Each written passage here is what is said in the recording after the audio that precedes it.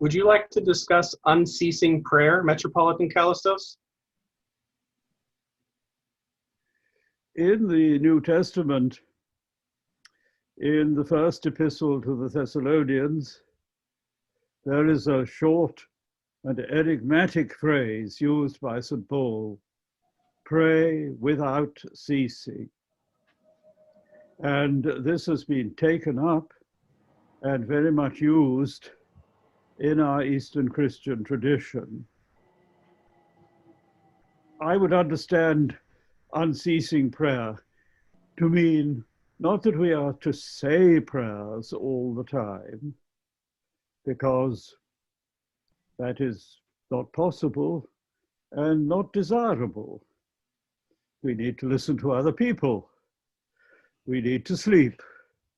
So it does not mean say prayers all the time. But what I think Paul intended was that prayer is not just what is expressed in words.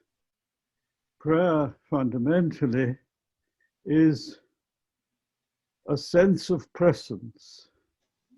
That is a phrase which St. Gregory of Nyssa and others use, a sense of presence. And this sense of presence, a deep sense that Christ is within me, that God the Holy Trinity is here in my heart, this can exist while we are fully engaged in other things, while we are talking to others, even while we are sleeping. St. Isaac, the Syrian who I quoted, says, even when they are asleep, the saints do not cease to pray, because the fountain of prayer is always flowing within them. The Holy Spirit is always praying within them. So I take unceasing prayer to mean this deep sense of the indwelling presence of God. This deep sense will need to be expressed and affirmed through particular acts of prayer, prayer in words, services, celebrations of the sacraments.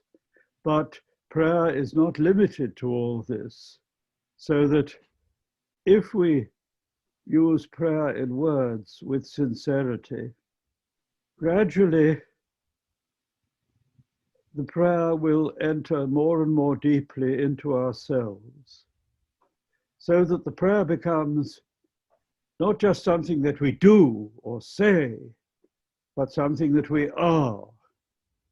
Unceasing prayer means then that we are to each become, with God's help, a living flame of prayer.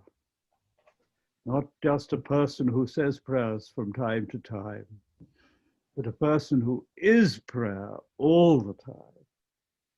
That's very lovely, Metropolitan. Michael, I believe there might be some commonalities here. Would you like to discuss them? Yeah, I mean, I think yes, certainly, I would agree. I would agree with all you say there.